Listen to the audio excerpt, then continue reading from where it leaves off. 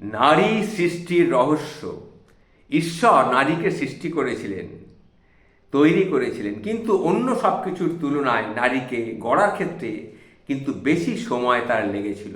এই কালবিলম্ব দেখে এক দেবদূত জিজ্ঞাসা করে বসলেন, হে ঈশ্বর, তুমি নারীর বেলায় এত সময় নিলে কেন?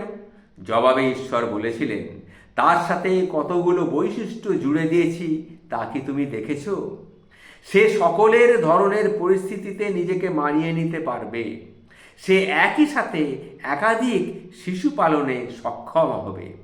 তার একটি প্রেমময় চুম্বনে যেমন ক্ষতবিক্ষত হৃদয় সেরে উঠবে, তেমনি ভাঙা হাঁটুও বল ফিরে পাবে দৌড়ানোর জন্য।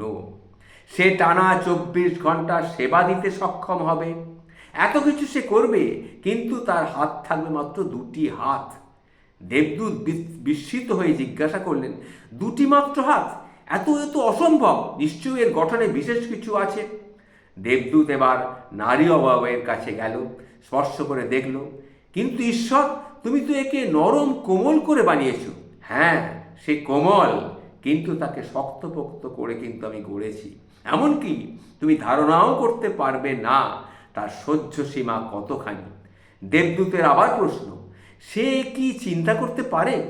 সে শুধু চিন্তা নয়, কারণ অনুসন্ধান এবং সমাধান দিতেও সে প্রস্তুত।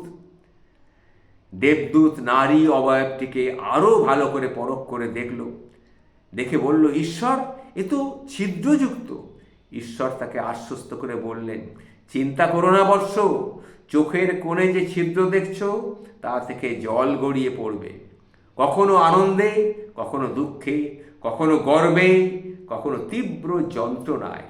বক্ষ বরাবর যে ছিদ্র যুগল দেখছো তা অমীয় ধারা বহন করবে, যা পান করে প্রজন্মের পর প্রজন্ম বেড়ে উঠবে। আরও নিচে যে গিরিপথ দেখছো, সেখানে দেখেছি হিমালয় সমান রহস্য। দেবদূত এবার অভিভূত। সে বলল, ঈশ্বর, তুমি সত্যিই গুণী। এত কিছু এই একের মধ্যে তুমি সাজিয়ে দিয়েছ। একজন নারী তবে বিস্ময়কর বিস্ময়। এ তো ঠিক। হ্যাঁ, অবশ্যই নারী বিস্ময়, এবং তার ভালোবাসা হবে নিঃস্বার্থ।